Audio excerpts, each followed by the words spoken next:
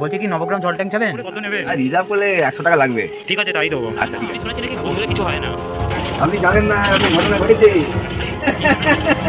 আরে বাপ রে, আমার হয়েছিল এরকম। তোমার বাবা যাবো।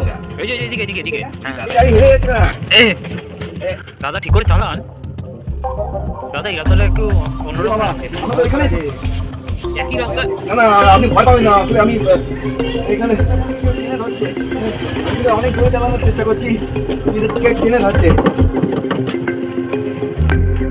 দাদা উপরে কিসে আওয়াজ হচ্ছে? চলে এসছেন তো নবগ্রাম জল ট্যাঙ্ক, দেখতে পাচ্ছেন না? না জল ট্যাঙ্ক কোথায়? না। ওই যে দেখুন ওখানে।